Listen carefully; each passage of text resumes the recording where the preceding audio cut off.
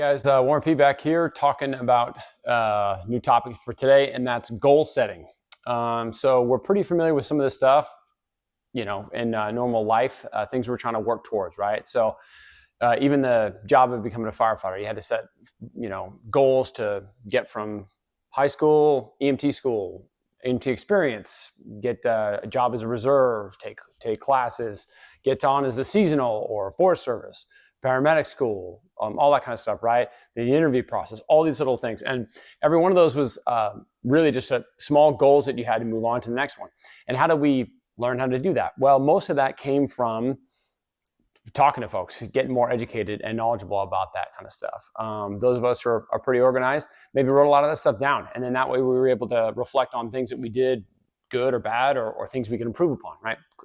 Classes we took, or tests we took, or interviews we had, things like that. So let's talk about goal setting from a financial standpoint. The first thing you need on that is really, what's your financial snapshot? What are you looking at? Where are you at? What's your financial goal, your budget, all of those kinds of things, right? And if we split that up into different goals that you have, whether it's buying a house, buying a car, building up a certain amount in your retirement account, having a certain amount in your emergency fund, putting your kids through college, taking a trip to Europe, whatever those goals are, how do we go from this is what I want to, the goal that you have in the future, right? So first thing you got to do is break into your own financial piece of it and see where you are financially. So a lot of these episodes will go through that and talk through some of the financial, goal setting, budget part of that. But for today, we're just going to focus on the goal setting piece. The SMART method: specific, measurable, achievable, relevant, and time-based.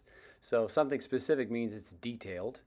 So the example we have here is, I want to save for an emergency fund. If we make it measurable, we quantify it. Say, I want to save $10,000 for an emergency fund. Achievable means there's a realistic element to it, that you can actually achieve it, and the how you're going to achieve it. So breaking this down further, I want to save $10,000 for an emergency fund by saving $500 a month. Relevant, it's necessary, something that's relevant to you. I want to save $10,000 for an emergency fund by saving $500 a month so that I can pay bills if I'm unable to work. And then time-based, adding a time portion to it creates a sense of urgency. So I want to save $10,000 for an emergency fund by saving $500 a month for the next 20 months so that I can pay the bills if I'm unable to work. This episode, we'll kind of dive into and do a few different examples of goal setting aspects, right? We have short-term goals, we have long-term goals. Short-term goals are within a 5-year period, right? My short-term goal of going on a trip, or my short-term goal of building my emergency fund, or buying a vehicle, things like that. Short-term, less than 5 years, short-term. Anything longer than that would be a 5-year goal, 5-year long-term goal, right? Something like that would be like buying a home, or maybe buying a second home, or buying investment properties, or something like that, right? Building up an account to a certain amount of money, things like that. Getting out of debt, depending on how much debt you're in. That could be a short-term goal. It could be a long-term goal.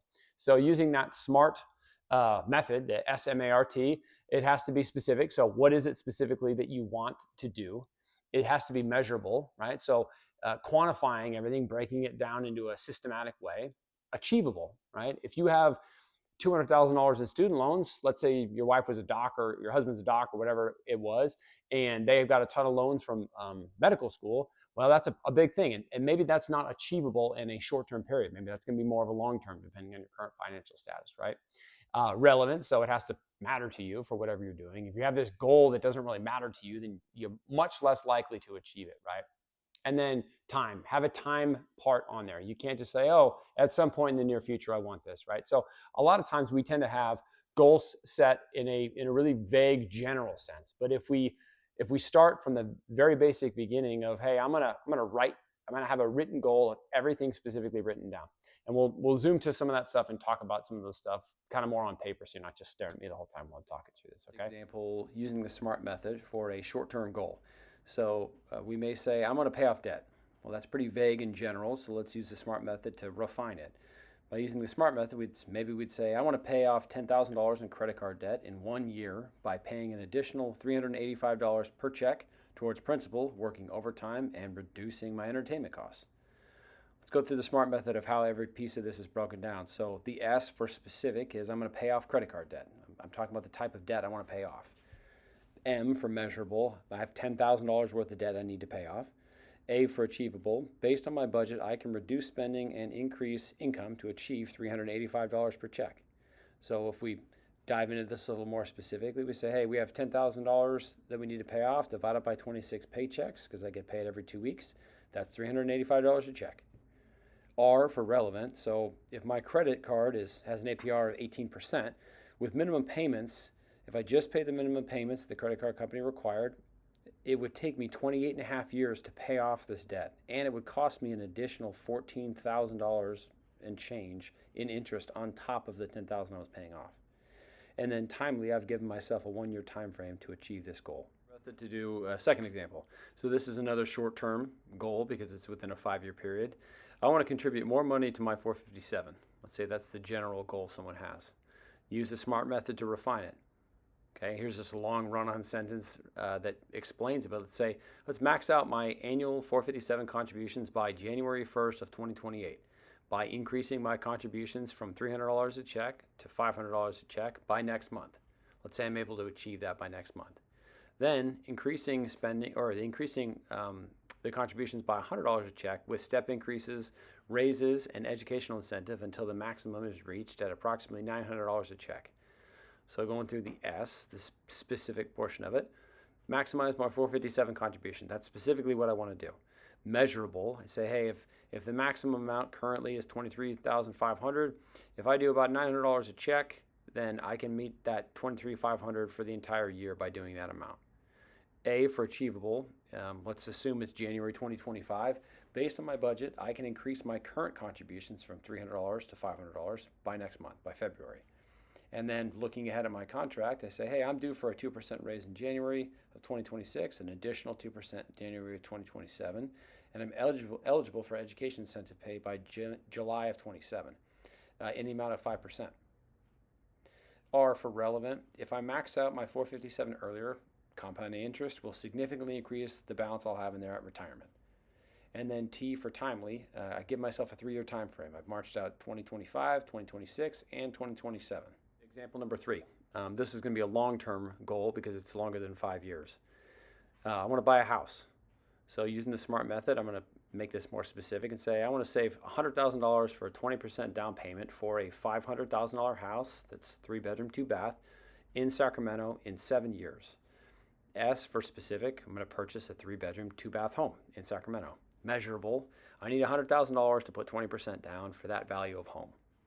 A for achievable, let's assume it's January 2025. Based on my budget, I can set aside $300 a month by reducing expenses. And let's dive into that a little more. Let's say that I can reduce eating out by $150, and then between Instacart, DoorDash, or other convenience expenses, let's say those are another $150 a month. So between the two of those things, I can reduce my expenses by $300 a month. I can also work an estimated overtime of 24 hours per month. Let's say that that's currently available. That would give me about 288 hours of overtime per year, and with a take-home of approximately $700 for each overtime that I work. You can use the savings goal calculator. We'll dive into an example of how I kind of reverse engineer the $100,000 goal. All right, so we're back here to investor.gov, and I just Googled savings goal calculator. So to dive into this a little more specifically, let's say we have a goal of saving $100,000 for that example. I've got an initial investment of nothing, and I'm giving myself a 7-year period. I'm giving myself a 7% rate of return, which is relatively conservative for an S&P 500 index fund, and I'm going to hit calculate.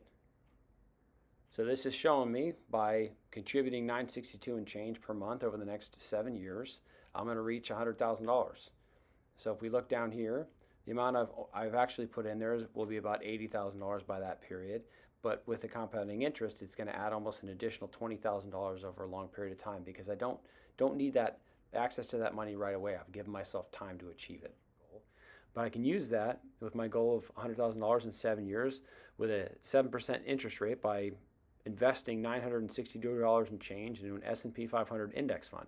So the $300 I was able to trim from my budget currently, and the $700 a month I'm able to achieve through realistic overtime estimations, I can get about $1,000 a month set aside to invest. which is more than the 962 and change I'm required. Let's go to the R portion of it. So R for relevant. If I purchase a home, I'll be earning liquidity and the home will appreciate over time versus paying off someone else's mortgage as I'm currently due. Let's say I'm currently renting. And then T for time. There's still a timeliness portion of it. I've given myself a 7-year time frame, which bumps us up to the long term because it's greater than 5 years. Okay, guys. Well, hopefully this was educational for you. I'm gonna sign off. Same as always. If you like the content, give me a thumbs up. If you have specific things you want me to focus on or maybe dive into more or something I haven't hit yet, just leave some comments below. I'll see you guys later.